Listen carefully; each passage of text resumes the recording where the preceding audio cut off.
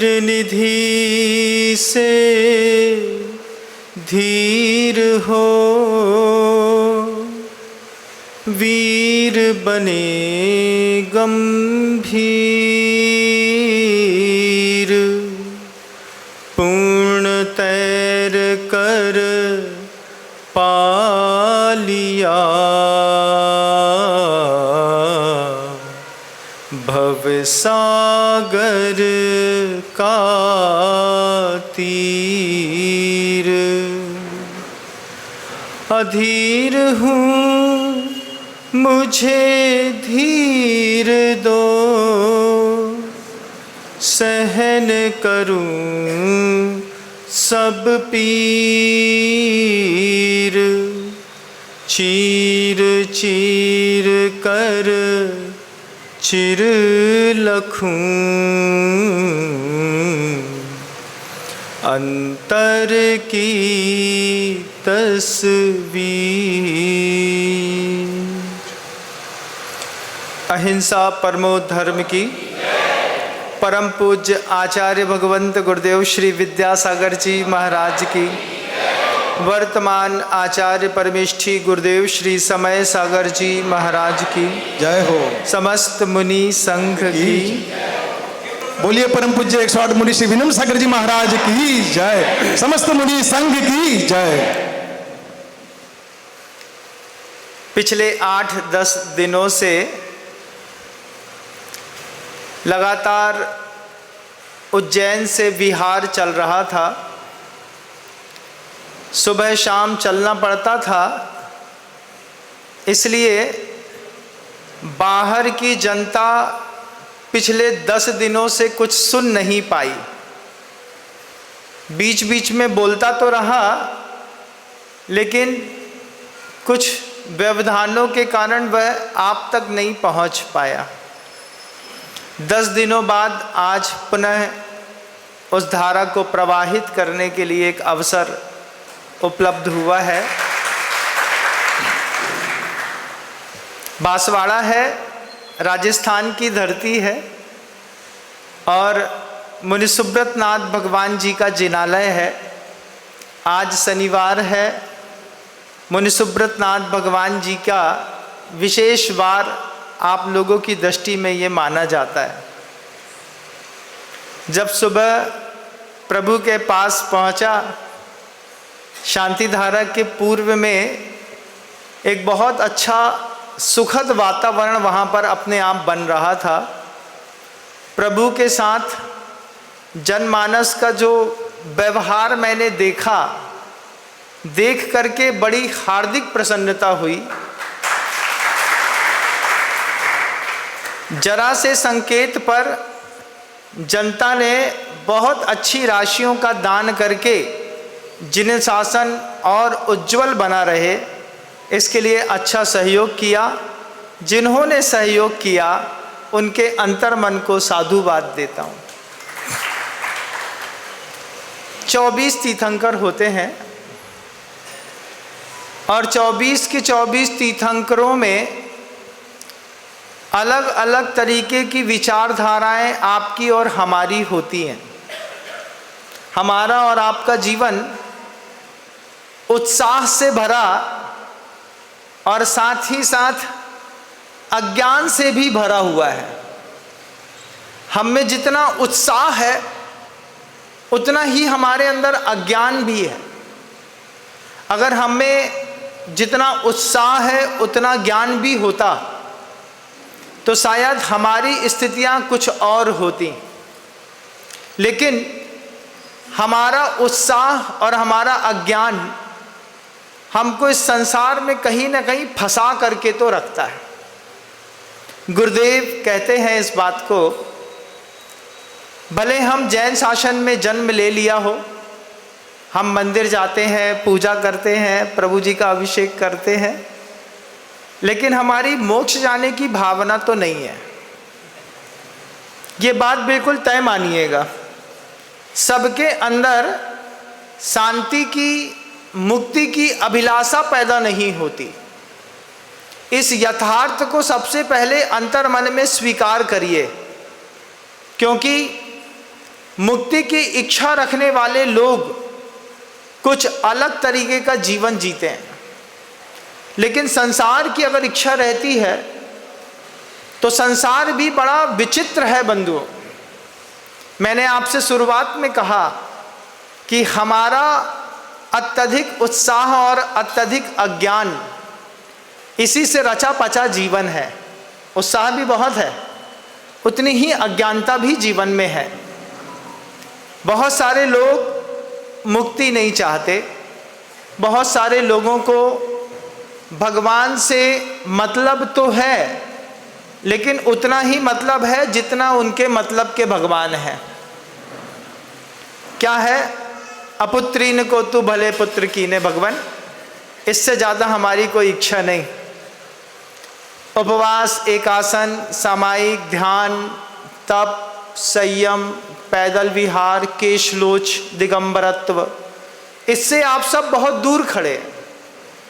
और दूर खड़े हैं तो कोई बात नहीं, अज्ञानता और उत्साहता को देखने का एक बार प्रयास करिएगा।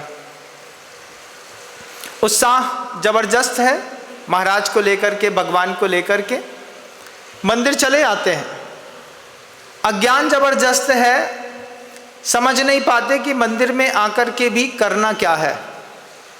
मैंने शुरुआत में कही है ये बात कि 24 तीर्थंकरों को लेकर के मेरी धारणा कुछ और है और आपकी धारणा कुछ और है। मुनि सुब्रतनाथ भगवान जी का आज शनिवार है। मुनि सुब्रतनाथ भगवान के अभी हम सब अभिषेक शांति धारा करके यहाँ पर बैठे हैं।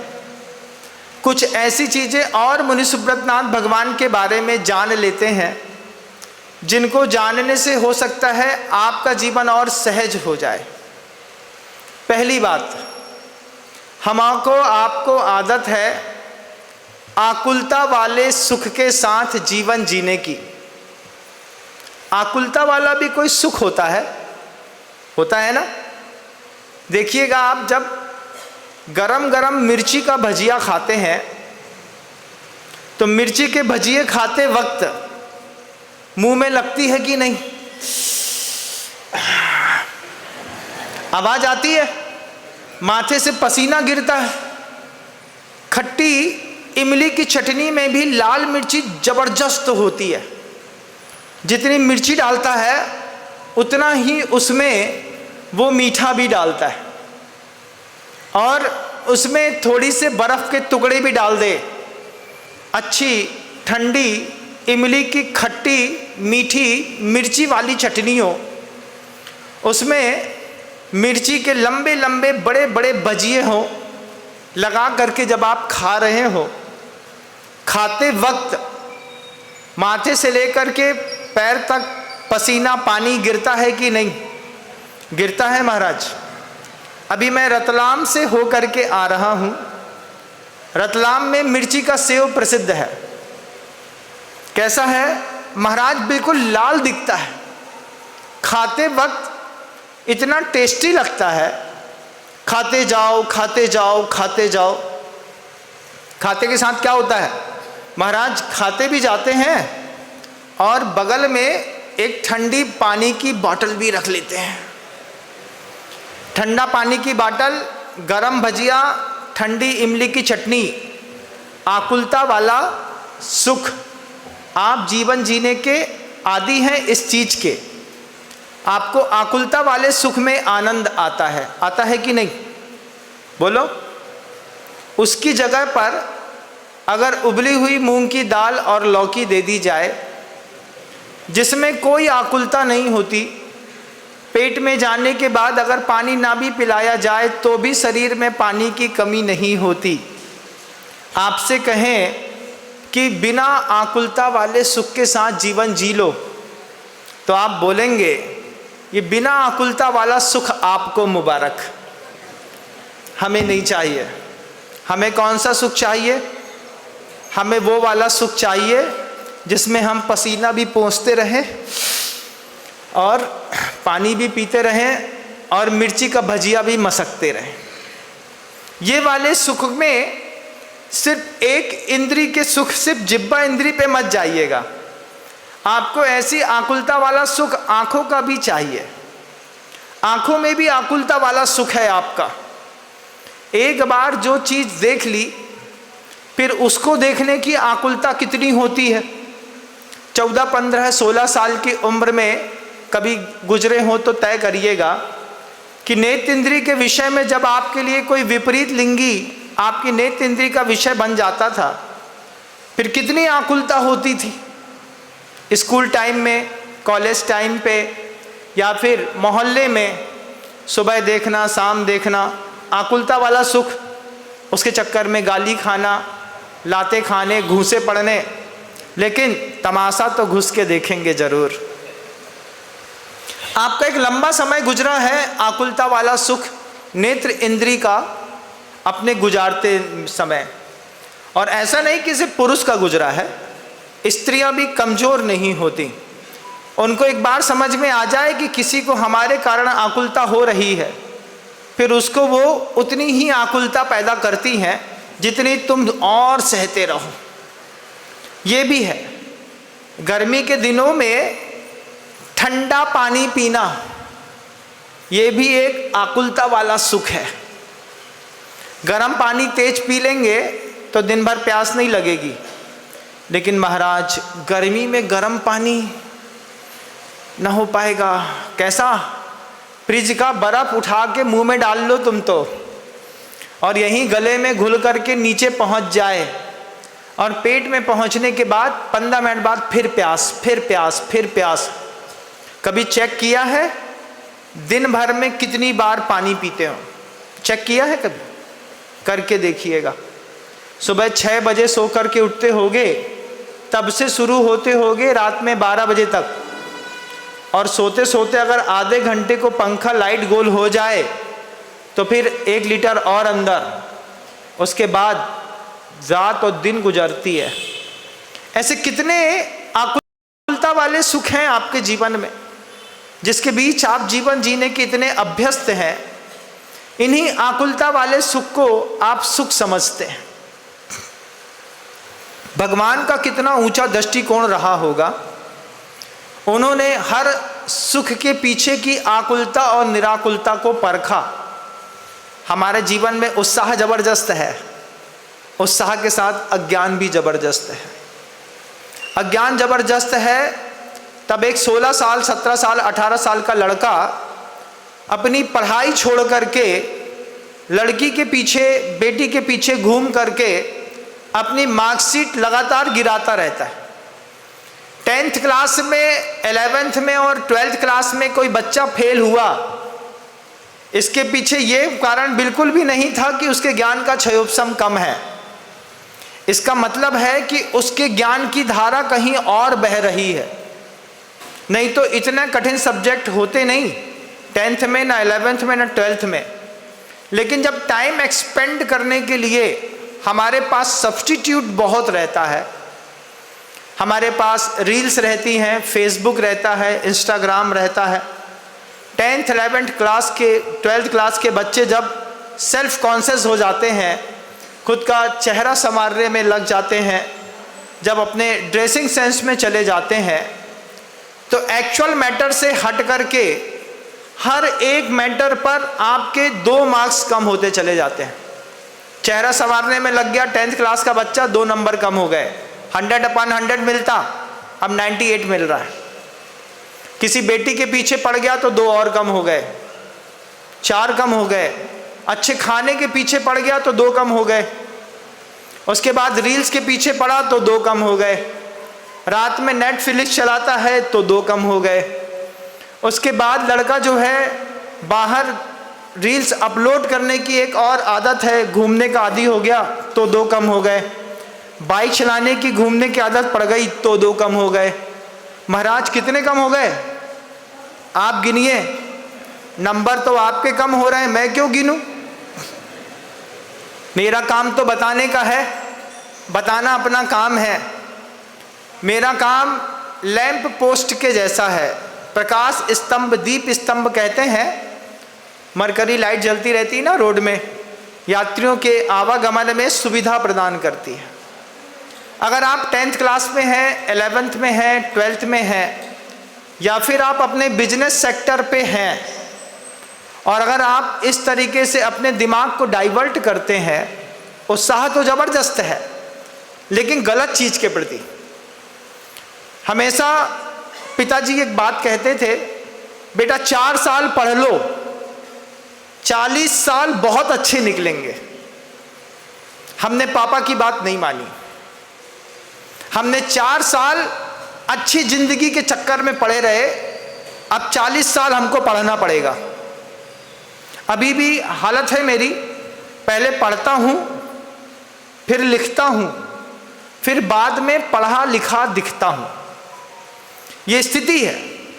शुरुआत के 4 साल पढ़ लीजिए आप। अगर आप में से बहुत सारे जो व्यापारी वर्ग हैं उनको इस बात का आज भी एहसास होगा कि काश हम 11th 12th 10th में ढंग से पढ़ लिए होते,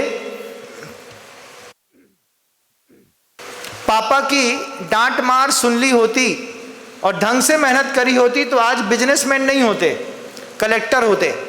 दिमाग तो इतना तेज चलता है कि DRDO में होते, इसरो में होते, साइंटिस्ट होते, नासा में होते, लेकिन कमबख्त हमारी मजबूरियों ने हमको बंदा बना दिया।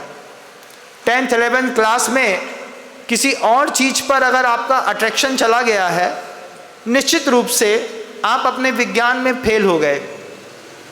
उत्साह और अज्ञान से भरी हुई जिंदगी, ये लौकिक व्यवहार है। इस लौकिक व्यवहार को समाधान मिलता है मंदिरों से। जिन बच्चों के परसेंटेज कम होते हैं, जिनकी लाइफ में स्ट्रगल ज़्यादा होता है, जिनको राजयोग नहीं होता है, जिनके घर के अंदर संतानें नहीं होती हैं, गर्भपात होता है, जिनके घर के अंदर कलह ज़्यादा होती है। चूँकि आज हम मुनि सुब्रत नाथ भगवान जी के मंदिर पे हैं, तो फिर आपको बताना चाहता हूँ, हरिवंश पुराण को उठा करके देखिएगा। सुबह पढ़ रहा था मैं हरिवंश पुराण, उसमें देख रहा था मुनि सुब्रत नाथ भगवान जी की जो पूजा की जाती है, उस पूजा में महाराज के भगवान की प्रतिमा के सामने आचार्य कहते हैं वंदन माला चढ़ाई जाती है। अलग अलग प्रकार की वंदन माला होती है, कुछ लौंग की होती हैं, कुछ बादाम की होती हैं, कुछ और भी वंदन माला चांदी की होती हैं, मोतियों की होती हैं। और ये माला निर्माल्य नहीं होती। जैसे ठोने में चढ़ी हुई लौंगें निर्माल्य की श्रेणी में नहीं आती, बगल में चढ़ी हुई द्रव्य तो निर्माल्य की श्रेणी में आती है, लौंग नहीं आती। उसमें प्रभु की स्थापना की थी, बाद में अपने जीवन के अभीष्ट को प्राप्त करने के लिए आप इन लौंगों का दूसरी जगह भी उपयोग कर सकते हैं। भगवान का जब पंचकरण कित्तादिक होता है, उसमें चांदी की लौंगें चढ़ाई जाती हैं। वे चांदी की लौंगें भी जो इस ठोने में स्थापना में चढ़ाई जाती है, वे लौंगें निर्माल्य नहीं होती, आप उनका उपयोग दोबारा कर सकते हैं। महाराज की पूजन करते वक्त भी अगर आपने लौंगें चढ़ाई हैं, उनका भी किसी विशेष रोग में आप प्रयोग कर सकते हैं। शनि ग्रह के लिए मुनि सुब्रत नाथ जी भगवान को आप लोग पूजते हैं, ऐसी आप लोगों की धारणा है ना। राहु केतु को शांत करना हो, शनि 7.5 लगी हो, अढ़ैया लगी हो, काल सर्प योग लगा हो, शनिवार मिल जाए, काले मुनि सुब्रत नाथ भगवान मिल जाएं, फिर क्या है, अच्छे महाराज मिल जाएं, शांति धारा पढ़ दें, फिर तो कहना ही क्या है, महाराज 2-4 दिन और टिक जाए तो मज़ा आ जाए। तो ये सामान्य से आप सबकी धारणाएं रहती हैं, लेकिन हम सीखेंगे इस बात को। हरिवंश पुराणकार इस बात को कहते हैं कि वंदन माला मुनि सुब्रत नाथ भगवान के चरणों पर चढ़ाई जाती है, फिर बाद में उस वंदन माला का प्रयोग गृहस्थ स्वयं कर लेता है। शुरुआत में मैंने कहा ना, सबको मुक्ति की इच्छा नहीं है। कुछ लोग चाहते हैं कि हमारा संसार व्यवस्थित चले, निरोगी काया हो, घर में माया हो, कुलवंती नारी हो, पुत्र आज्ञाकारी हो, अच्छी लाड़ी हो, एक अच्छी साड़ी हो, बेहतरीन गाड़ी हो, बैंकॉक का टिकट हो, भगवान इसके बाद कुछ नहीं चाहिए। ये इच्छाएं गृहस्थ की रहती हैं बंधु। गृहस्थ मुक्ति क्यों चाहेगा? ग्रहे तिष्ठति इति गृहस्थः, जो ग्रह के बीच में बैठा है उसी को तो गृहस्थ कहते हैं। लेकिन आपको एक बहुत अच्छी बात बताते हैं, मुनिराज के दर्शन मात्र करने से शनि का प्रभाव खत्म हो जाता है। दिगंबर साधु हैं, तपस्वी हैं, तेजस्वी हैं, शुद्ध और पवित्र चर्या करने वाले हैं। उन साधु के दर्शन करने से, उनके गंधोदक को लेने से शनि ग्रह की शांति हो जाती है, मुनिराज के सामने ही हो जाती है। उसके लिए भगवान तक जाने की जरूरत नहीं रहती। भगवान के पास क्यों जाते? गृहस्थी में रह कर के कुछ विशेष असाता कर्म भी परेशान करते हैं। मान लीजिए कोई महिला है और वह संतान का सुख चाहती है, संतान आती है, गर्भ में टिक नहीं पाती, बार बार गर्भपात हो जाता है। उसके लिए भी कहाँ जाना महाराज? ना किसी हरी दीवाल वाले के पास, ना काली दीवाल वाले के पास, ना किसी मड़िया में, ना किसी ताबीज में, ना गंडा में, ना तिलक में। आपको 24 तीर्थंकरों के बीच में ही रहना है। 24 तीर्थंकरों के बीच में रह कर के आप सबसे सब ले सकते हैं। जितने भी तीर्थंकर होते हैं वे सारे के सारे तीर्थंकर अनवर्थ संज्ञक होते हैं। अनवर्थ संज्ञक का मतलब, अगर मान लीजिए आप कंपटीशन में हार रहे हैं तो आपको अजितनाथ भगवान के नाम की माला फेरनी होती है। अगर मान लीजिए आप किसी व्रत का अच्छे से पालन नहीं कर पा रहे हैं और रोगग्रस्त हो रहे हैं तो फिर आप मुनि सुब्रत नाम के मंत्र की जाप कर सकते हैं। जब आपके घर के अंदर कोई बच्चा कमजोर हो, उसको आप भगवान महावीर स्वामी के मंत्र की जाप दे करके कुछ जल पिला करके रोग मुक्त कर सकते हैं। ये कुछ तरीके हैं। क्षयोपशम सम्यक दर्शन के साथ गृहस्थ इन तरीकों का प्रयोग करता है, लेकिन तीर्थंकरों की सेवा से बाहर नहीं जाता। इस बात का ध्यान रखिएगा। तीर्थंकरों के अलावा इस संसार के अभ्युदय सुख को प्राप्त करने के लिए हम कहीं और माथा नहीं टेकते। हमको भी होता है, हमको भी जब विशेष कष्ट होता है हम भी भगवान के पास जाकर के प्रार्थना कर लेते हैं, माला फेर लेते हैं, भगवान कष्ट हरो, नहीं त्राता नहीं त्राता नहीं त्राता जगत रहे, वीतरागात परो देवो ना भूतो ना भविष्यति। फिर प्रश्न उठता है, महाराज हमने तो सुना था कि भगवान कुछ लेते देते नहीं हैं, और आप कहते हैं कि मुनि सुब्रतनाथ भगवान की पूजा और बंधन माला चढ़ाने से गर्भपात रुक जाता है। ये तो बिल्कुल नई बात सुना रहे हैं आप। नहीं, मैं सुना नहीं रहा हूँ। मैंने शुरुआत में कहा है आप में उत्साह बहुत है और अज्ञान भी बहुत है। तो आपके अज्ञान चक्षु को खोल करके ज्ञानानजन शलाकया चक्षुरून मीलितम येन तस्मै श्री गुरुवे नमः। उन गुरुओं को नमस्कार है जो हमारे अज्ञान चक्षु को खोल करके हमारे लिए रास्ता दिखाते हैं। किसी महिला को गर्भपात बार बार होता है, उस महिला को एक छोटी सी मोतियों की माला कुछ विशेष मंत्रों के साथ मुनि सुब्रतनाथ भगवान की प्रतिमा के सामने चढ़ा देनी होती है और बाद में उसी माला को पहन लेना होता है। और पहनने के साथ ही उस विशेष प्रकार के जो आपके सामने असाता उदय में आई है उससे आप मुक्त हो जाते हैं। 7 प्रकार का भय है, आपको तो पता ही होगा। इहलोक, परलोक, अगुप्ति, अरक्षा, अत्राण, इस तरीके के 7 प्रकार के अलग अलग भय होते हैं। कहीं मैं मर ना जाऊं इसकी भी चिंता होती होगी। वृद्ध अवस्था जिनकी होती है ना, 80 साल की उम्र वाले लोग जो लोग होते हैं उनके दिमाग में 24 घंटे उनकी मौत घूमती है।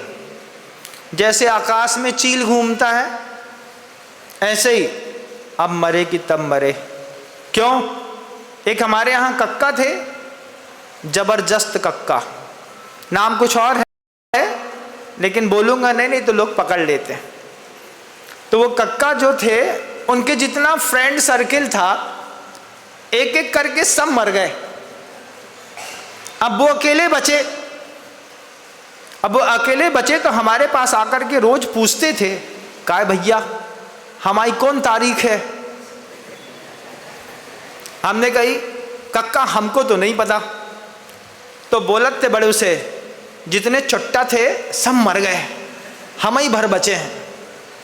अब हमें भी आज नहीं तो कल तो मरने पड़े हैं, तो हमारी तारीख तुम्हें पता चले सो बता दियो। हमने कहा कक्का हमको पता तो नहीं है। फिर हमने उनसे बगल में बैठ करके पूछा, अपनी मौत के बारे में कितनी बार सोचते हो दिन भर में? तो बड़ा अच्छा जवाब देते हैं, बोलते हैं रात में सोत हैं तो सबसे क्षमा मांग के सोत। कहा पता सोच धक्का लगो और न उठे तो, कहा कि ब्लड प्रेशर है, अब बीपी बढ़ो है, शुगर भी है, अब रात में 650 शुगर हो गई और तुम्हारी काकी रह गई और हम चले गए, तो तुम काकी को थोड़ी थोड़ी दाल रोटी खिलाते रही हो। हमने कही तुम इतनी चिंता कर रहे काकी की, तुम अपनी चिंता कितनी करत। 80 साल का आदमी सोते वक्त सबसे क्षमा मांग के सोता है। सोए तो उठे कि नहीं उठे कोई भरोसा नहीं। उठ गए तो कभी देखा दीवार पकड़ पकड़ के उतरता है, उसको अपनी सारी इंद्रियों पर से भरोसा उठ चुका होता है कि अब गिरेंगे तो उठेंगे नहीं, उठा लिए जाएंगे। अब उठने का काम नहीं है 80 साल में। कूल्हे की हड्डी टूटी, एक छोटा सा निमित्त बनेगा और धीरे से कक्का सड़ेलिया जी सटक लिए। कहाँ कैसे? बोले कुछ नहीं, अभी 4 दिन पहले गिरे थे। अब मन से तो बहुत ज़्यादा पहले ही गिर चुके थे, शरीर से गिरे तो कूल्हे की हड्डी टूट गई। अंदर की इच्छा शक्ति बार बार बोल रही थी अब टाइम हो गया, टाइम हो गया, टाइम हो गया। फिर क्या हुआ? फिर वही हुआ जो हुआ, वही होता है जो आप सोचते हैं। फिर उनका टाइम हो गया, सोते सोते साइलेंट अटैक आया और निकल लिए। इस तरीके का इहलोक भय होता है कि कहीं मर न जाऊं। बोलो जिनकी उम्र 80 को छूने को आई है उनसे समर्थन चाहता हूं, क्या ऐसी चिंता अंदर होती कि नहीं होती? बोलो नहीं होती महाराज। यहाँ के लोग जवान हैं, बाल सफ़ेद हैं, लेकिन मरने की चिंता नहीं है। बहुत अच्छी बात है, कई लोगों का अनुभव है। ऐसी परलोक का भी भय होता है। परलोक का भय कैसा? इतने पाप किए हैं तुमने कि अगर आईने के सामने खड़ा किया जाए और तुमसे पूछा जाए बताओ मर के कहाँ जाओगे, तो अंदर से आवाज आएगी सुअर बन जाएंगे। अपने आप से पूछो मर करके कहाँ जाओगे, एक बार पूछो अपने आप से। जैन शासन में 4 गतियां हैं, देव गति है, मनुष्य गति है, तिर्यंच गति है और नरक गति है। एक निगोद भी होता है। 4 गतियों की प्रमुखता है। एक बार आंख बंद करके अपने अंतर मन से स्वयं का सेल्फ ऑब्जर्वेशन करके अपने आप से पूछ के बताओ तुमने ऐसा कौन सा पुण्य किया है कि तुमको स्वधर्म स्वर्ग में जाकर के जन्म लेने का मौका मिलेगा। कौन सा पुण्य किया है तुमने? 5 पुण्य करने के कर्म है। अहिंसा सबसे पहला पुण्य कर्म है जैन शासन का। तुमने दुनिया में कहाँ पर अहिंसा का पालन किया बता दो। कहीं पर किया? महाराज अहिंसा की जयकारा खूब लगाए, जोर से बोला अहिंसा परमो धर्म की जय। अनछना पानी पिया, अनछने से नहाया, अनछना रात में पी करके भी घर में आकर के सो गए। अभक्ष तुमने खाया, तुमने दुनिया भर की चटोरेपन में पता नहीं किस किस चीज़ को मुंह के अंदर खाया। अंडा तुम्हारे मुंह में लीगल और इलीगल दोनों तरीके से गया होगा। इलीगल कैसे गया महाराज? जब वो बड़ी बड़ी कंपनियों का केक खाते हैं उसमें उसका फ्लेवर मिला रहता है। जब किसी सिंधी की दुकान से जाकर के आप पेस्ट्री खाते हैं उसमें भी मिला होता है। क्रीम रोल मिलता है उसमें भी मिला होता है छिपा हुआ। जब अशोका रिस्ट पीते हैं तो सेल्फ जनरेटेड अल्कोहल रहती है कि नहीं? रहती है। उसमें ऑटोमेटिकली अल्कोहल जनरेट होती रहती है। अहिंसा परमो धर्म बोला, लेकिन अहिंसा परमो धर्म को जी नहीं पाए।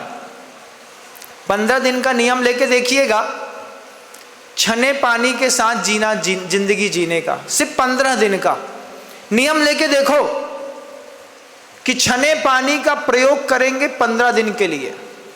चलो 15 दिन बहुत बड़ी बात हो गई, 3 दिन का प्रयोग करके देखो कि छने पानी का नियम सिर्फ 3 दिन का, सुबह उठने से लेकर के रात को सोने तक जहां जहां जल की आवश्यकता पड़ती है मैं छने पानी का प्रयोग करूंगा।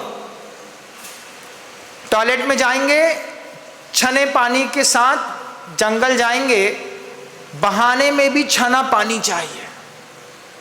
अभी तो आप फ्लश को दबाते होंगे बटन, 9 लीटर पानी एक बार में अनछना बह जाता है, बहता है कि नहीं?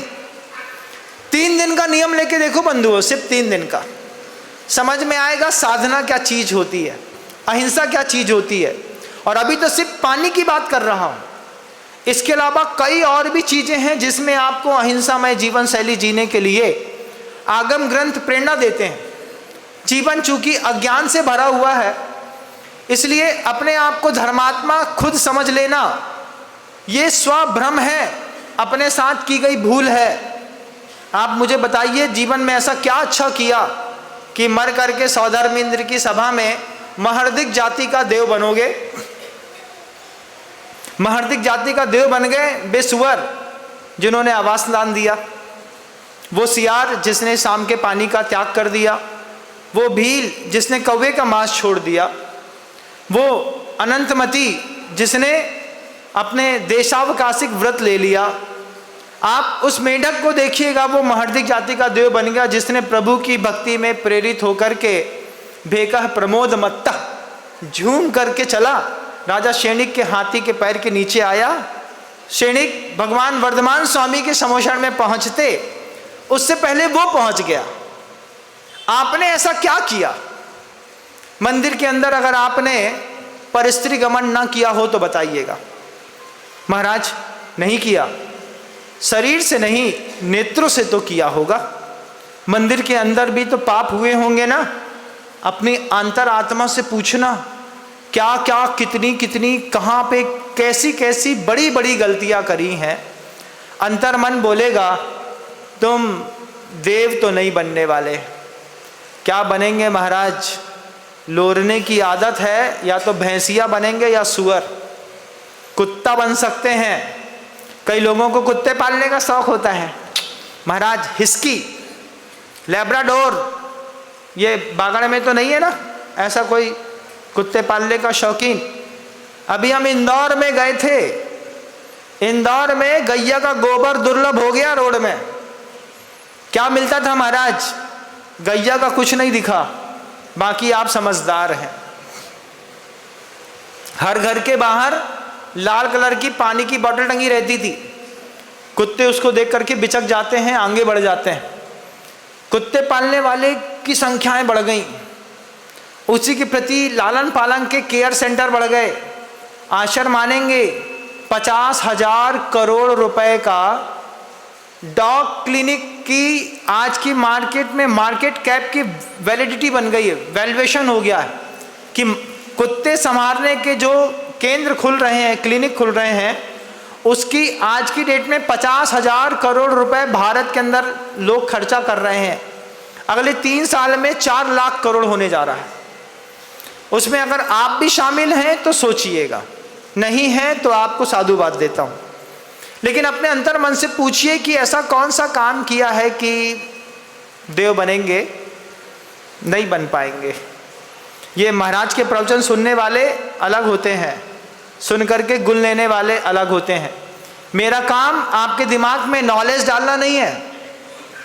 मैं आपके दिमाग में एक श्रद्धा पैदा करने के लिए आया कि अगर श्रद्धा आपने पैदा कर ली मुनि सुब्रतनाथ भगवान के प्रति, दिन फिर आप चाहे शनिवार ले लो चाहे मंगलवार, लेकिन लोगों ने जो 15-25 सालों में ऐसी धारणा बना ली है। पहले क्या होता था कि अपन सब दूसरे धर्म में जाते थे शनिवार के दिन तेल चढ़ाने। फिर लोगों ने कहा कि भैया आपके यहाँ मुनि सुब्रतनाथ भगवान हैं, बेबी नीलवर्णी है, मयूर के कंठ का जैसा कलर होता है ऐसा मुनि सुब्रतनाथ भगवान जी की देह का कलर है। जब कभी मंदिर जाओ तो कभी भगवान को भी देखो, उससे भी लाभ मिलेगा, दोनों प्रकार का, लौकिक भी और पारलौकिक भी। लौकिक लाभ चाहिए है तो मुनि सुब्रतनाथ भगवान को वंदन माला चढ़ाओ। वो वंदन माला अपने हाथ से गूंथी जाती है। आप उसको गूंथने के लिए अलग अलग प्रकार के द्रव्य का प्रयोग करते हैं। कुछ लोग चंदन की वंदन माला गूंथते हैं, बाद में किसी उग्र व्यक्ति के सामने उसको रख देते हैं, पहना देते हैं, उसका फर्क पड़ता है। गर्भपात के लिए फर्क पड़ता है, राजयोग के लिए पड़ता है। कुछ ऐसी भी वंदन मालाएं चढ़ाती हैं जिससे राज सेवा मिलती है। बहुत सारे राजस्थान में फैशन है शिक्षक बनने का। बोले क्या महाराज, एक सरकारी एक कुछ होना चाहिए जिससे 1 लाख सवा लाख रुपए महीने का, मेहनत करे या नहीं करे आता रहे। ये एक ट्रेंड चला हुआ है पूरे राजस्थान में कि अच्छे अच्छे कुल के बच्चे शिक्षक बनते हैं। HSC का पेपर देने रतलाम जाती हैं गाड़ियाँ। अभी आ रहा था तो सैकड़ों गाड़ियाँ निकलती थी सुबह सुबह। हमने कहा इतनी भीड़ शादी की? बोले नहीं महाराज, सरकारी शिक्षक बनने के लिए एग्ज़ाम देने के लिए रतलाम जा रहे हैं। अगर पास हो गए, सरकारी नौकरी लग गई तो 1 लाख रुपए मिलता है महीने का, 12 लाख रुपए साल के होते हैं। फिर साइड के बिजनेस बहुत सारे हैं। तो राज सेवा के लिए भी कुछ मंत्र के साथ मुनि सुब्रतनाथ भगवान की आराधना की जाती है। कहाँ लिखा है महाराज जी? तो आपको बता देते हैं, हरिवंश पुराण में लिखा है। उसकी पूरे काव्य हैं, उस काव्य को पढ़ना पड़ता है।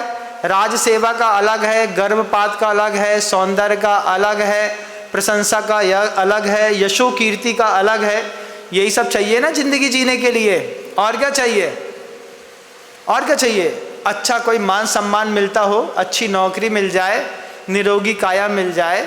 हरिवंश पुराण उठा करके टटोलिएगा। आपको क्लू दे दिया है, आप टटोलिएगा। फिर उसका पूरा विधान होता है। उस विधान का आनंद लेकर के जब आप मुनि सुब्रतनाथ भगवान का विधान करते हैं, दुनिया भर की तमाम आपत्तियां बत्तीये जिनवराणाम खीयदी पुब्ब संचियम कम्बम।